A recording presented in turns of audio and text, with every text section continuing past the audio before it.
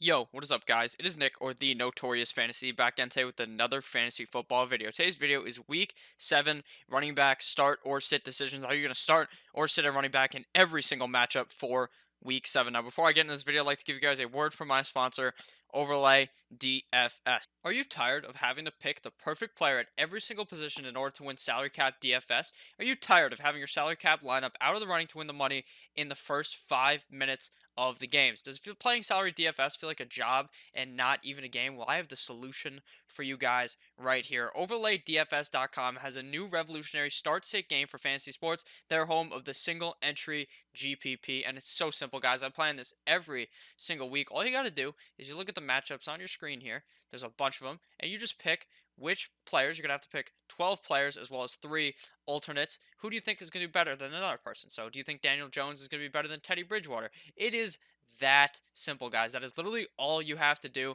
And there's pretty much entries at every single level. This is the $2.50 one. There's $22 ones. There's even $100 ones if you are rolling in the big bucks like that. See, if you go 12 and 0 in this, 12 and 0 record gets you $2,972. So you're making way more money than the $2.50 you put in. And if you finish in the top 10% of people, you get $18, and it goes up obviously depending on which type of game you're playing in based upon how much you put into the game. So it's very simple. I play on it pretty much every single week. So say in week 4, if you were playing in the 12, if you went 12 and 0 in the $109 game, you'll win a progressive bonus of over $26,000. The object is pretty much just to stay consistent, and you get, if you finish in the top 10% of the field, you win 9 times your buy-in until you get that beautiful 12 and 0 and win that huge progressive bonus. So make sure that you guys check this out. It's super easy. I planned it every single week. I've been doing pretty good, but I think you guys may honestly be smarter than me and may be able to do better. So come play with me. Come check it out. OverlayDFS.com. Check it out. Link below down in the description.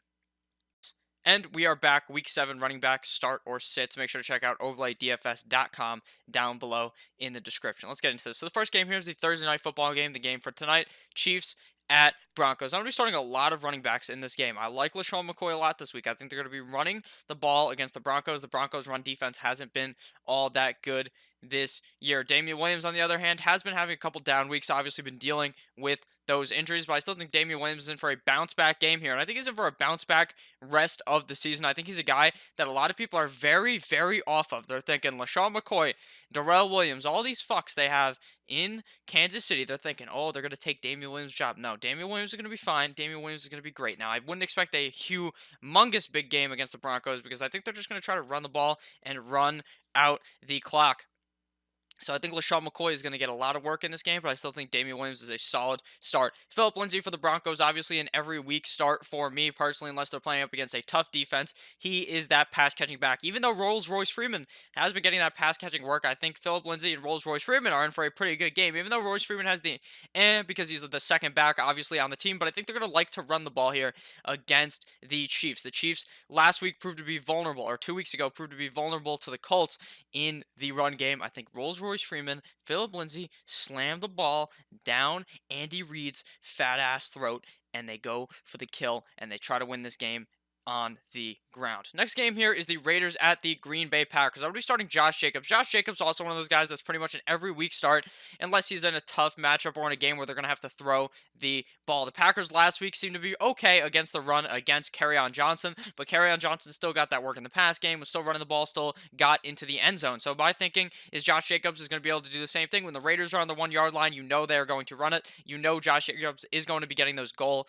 line touches, unless obviously they're a bunch of assholes and John Gruden is just a dick and he just puts in Mr. Jalen Richard or something. Otherwise, you can count on Josh Jacobs being there on the field a lot of the snaps. Aaron Jones, on the other hand, had a huge game a week ago, 2 weeks ago, and then last week had kind of a semi-okay game. You know, Jamal Williams was getting a lot of work, but I still think you can start Aaron Jones every single week. You know that he has that big play upside. You know he can catch the ball. You know he can run the ball. And against the Raiders that aren't all that good of a defense, if I'm being honest, I think Aaron Jones should be in for a pretty good game. We're going to be sitting Jamal Williams. Now, if you're in a super deep league, go ahead, start Jamal Williams, but he's not one of my top picks to be playing this week. Next game here is the Rams at the Atlanta Falcons. And Todd Gurley, if he's healthy, is definitely a start for me. Todd Gurley has not been playing all that hot, obviously, because he is dealing with that injury that he's been dealing with. And the Rams just haven't looked all that hot, if I'm being honest with you. Jared Goff last week looked atrocious. The wide receivers on that team looked atrocious, but mainly because of the fact that Jared Goff was playing so bad. I think this week they get Todd Gurley back. I think he comes out and plays strong against an Atlanta defense that could not stop anyone. Can't stop the running back, can't stop the wide receiver, can't stop the quarterback, can't stop the tight end, can't stop anyone. I think Todd Gurley's in for a pretty good game here if he starts. Devontae Freeman, on the other hand, is in for an A-OK game. He's a guy that you're pretty much stuck starting every single week because you know that the Falcons at this point in the season are going to try to give him touches. He's a guy that can catch the ball out of the backfield. Now, obviously, you have to worry about Ito Smith vulturing your touchdown, but Ito Smith isn't a start. He's not even on the screen because last week he was irrelevant. Put up that pretty much goose egg last week, didn't really do anything. It was really the Devonta Freeman show. I think this week Devonta Freeman's in for an okay game. And we're sitting down Malcolm Brown. Now, obviously, if Todd Gurley is out, completely out, then I would start Malcolm Brown. Darrell Henderson, same thing. I may be thinking about starting him if Todd Gurley's out, but right now I'm thinking Todd Gurley is good to go this week. Next game here is the 49ers at the Washington Redskins. And I'm going to be starting up a bunch of running backs in this game. I got Tevin Coleman and Matt Breida for the 49ers. Both of these guys are going to be getting a lot of work. Both these guys can catch the passes. Obviously, Tevin Coleman much more of a pass-catching back than Matt Breida, but both of them will be able to get a lot of use here against the Redskins. The 49ers are going to get up early and fast, and they're just going to be hammering the rock with Mr. Tevin Coleman and Matt Breida. I think they're both in for a pretty good game. Now, Chris Thompson gets the because Chris Thompson is pretty much an every week start for me. Last week didn't do all that much against the Dolphins, but he's a guy that you know when you put him in your flex, he's just going to get the ball, get the ball thrown to him about 6 times a game, catch the ball, and get those points in PPR. Obviously, if you're not in a PPR type of format, I do have worries about Chris Thompson, but obviously, right now, if you're in a PPR league, he will get enough work to be worthy of a start. You're already seeing down old man Adrian Peterson. Adrian Peterson has not been playing all that great the past couple of weeks. Darius Geis may look to come back this week or soon enough. I'm not sure if it's going to be this week as I'm recording this video. There's no true news on if he's going to be playing this week or not, but I think that Adrian Peterson is definitely not worth a start this week. Next game here on the slate is the Texans at the Indianapolis Colts. So I'm going to be starting up Carlos Hyde in this matchup. It seems like the Texans are more committed to run the ball now. Obviously, we saw against Kansas City last week, Carlos Hyde go absolutely crazy. Obviously, this week against the Colts, a better run defense, even though the defense is banged up. I don't think Carlos Hyde is going to bust 8 million yards or 100 yards, a touchdown like he did last week. But I do think that when they get into that goal line situation, they're going to be looking the way of Carlos Hyde. Obviously, Deshaun Watson can vulture those touchdowns, but I still think Carlos Hyde is worthy of a start this week. Next back here is obviously Marlon Mack is certifiably a start every single week when he is healthy. The Colts clearly love running the ball with Marlon Mack. They clearly like using him the most out of any of those backs in the field or on the field and on their team. I think Marlon Mack will be in for a pretty good game. We're going to be seeing down Duke Johnson. Now, Duke Johnson, his value really comes from the pass catching game. Will he catch a passing touchdown? Will he run the ball into the end zone? Will Carlos Hyde get tired and play like the Carlos Hyde of the past couple years?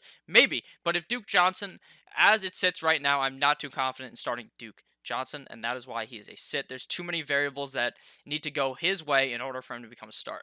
Next game here is the Vikings at the Detroit Lions. Now, the Detroit Lions got fucked last week by the refs. They absolutely screwed them over against the Packers. This week, maybe the refs are going to be looking the way of the Lions. But I'm going to be starting Dalvin Cook in this matchup. Obviously, Dalvin Cook's an every week good-to-go starter. Dalvin Cook, even last week against Philly, a defense that should be good against the run, still put up 10 plus points, still looked pretty solid in that game. This week against the Lions defense that obviously actually played pretty good against Aaron Jones, but at the end of the day, Aaron Jones and Mr. Jamal Williams had a good enough game against the Lions that I think you can clearly start Dalvin Cook in this game. And Kerryon Johnson got a lot of work last week against Green Bay. The Vikings defense is pretty good, but I still think Kerryon Johnson gets enough PPR work, enough of that ball thrown his way that I think he's definitely worthy of a start in this matchup. Next game here is the Jaguars at the Cincinnati Bengals. I'm going to be starting up Leonard Fournette in this game. Leonard Fournette's obviously a guy that gets so many touches every single game. Volume is king in fantasy football, and Leonard Fournette is the king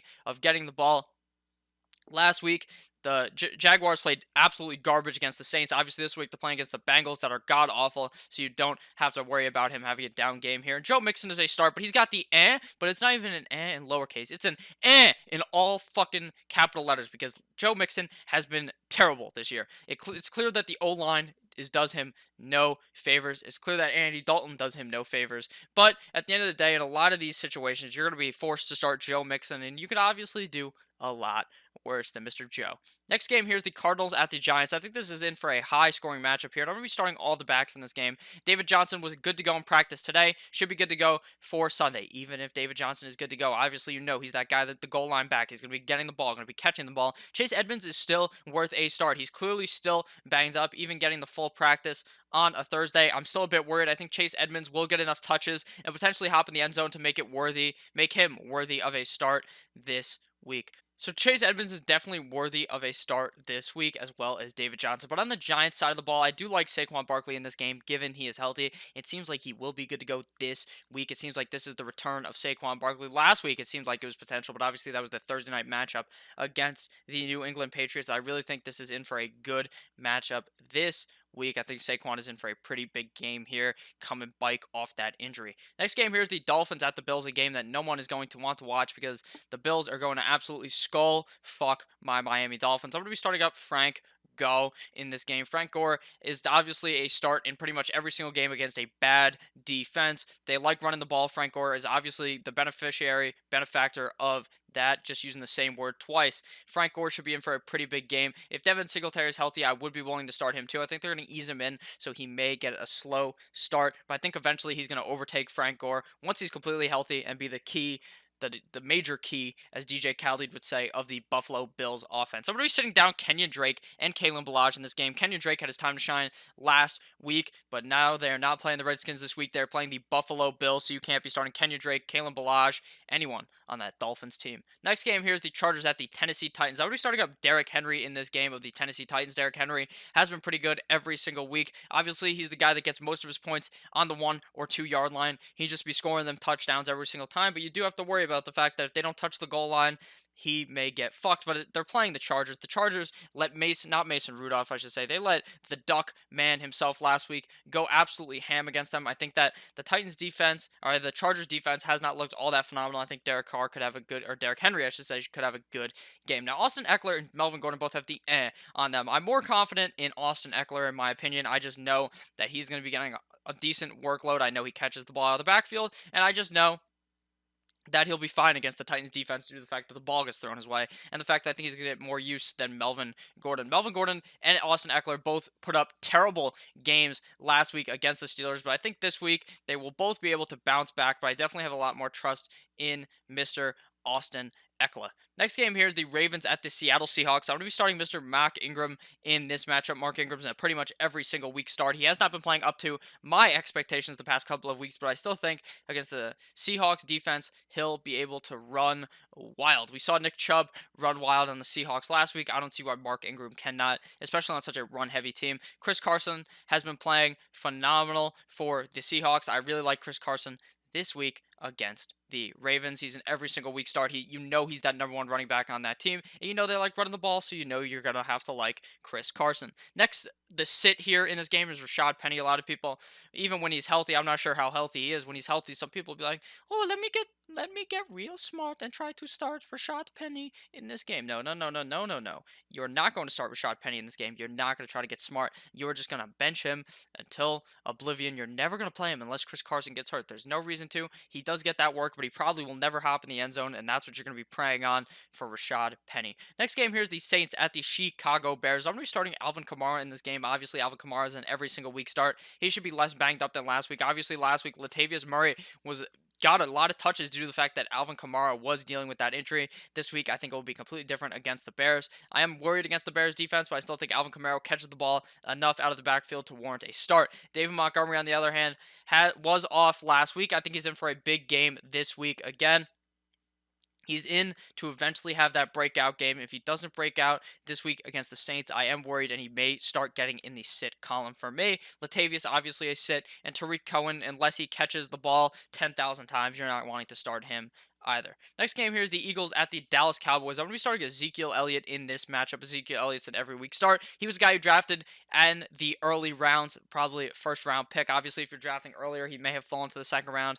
But if you're drafting in early September, Ezekiel Elliott was a first round pick, a top 4 pick. I think Ezekiel Elliott's in for a good matchup this week against the Eagles. Even though the Eagles have a pretty good run defense, we saw Dalvin Cook have a good game last week. Now I'm going to be sitting down Miles Sanders and Jordan Howard, as they actually would like to say his name is, but that's just how I wrote it on the screen. Miles Sanders obviously is going to be a guy that is definitely big play dependent. He's a guy that is going to be catching the ball, but if he doesn't catch a 70-yard bomb or a 50-yard bomb or something like that and score a touchdown, you're not going to want to be starting him. And I'm just sitting down Jordan Howard in this game as well. Jordan Howard is a guy that's dependent on them getting into the goal line, getting on that goal line and getting that work. And I'm just not confident starting Jordan Howard pretty much any week. Next game here, the final game, the Monday Night Football matchup, the Patriots at the New York Football Jets. I'm going to be starting up James White in this matchup. James White is pretty much a matchup-proof guy due to the fact that he gets the ball thrown his way so much every single game. Obviously, the Jets defense did look strong last week against Dallas, but we saw Dak Prescott and Ezekiel Elliott do that work. We saw mostly Ezekiel Elliott getting that work, and I think James White will be fine in this game. Sony Michel is obviously a touchdown-dependent guy, but I think he'll be able to find the end zone against the Jets this week. Le'Veon Bell is an obvious start for me here too, but if you're not in a PPR league, I would be a bit nervous. I think the Patriots will be able to shut Le'Veon down, but how much will they be able to shut him down really depends on which format you're in. If you're in a PPR league, he may catch the ball 10 times and get 3 yards, but you're still getting 10 points for that. If you're in a standard league, I would be a lot more worried about Le'Veon Bell, but he's still a guy that I'm pretty much starting regardless of the format, but obviously he's going to have a much bigger game in PPR leagues. So thank you guys all for watching this video. If you enjoyed at any point, make sure to click that subscribe button, make sure to click that notification bell, and make sure to click overlaydfs.com down below in the description. It's going to be a fun time. Come play with me. Have a great rest of your guys' day. I love you all. Goodbye.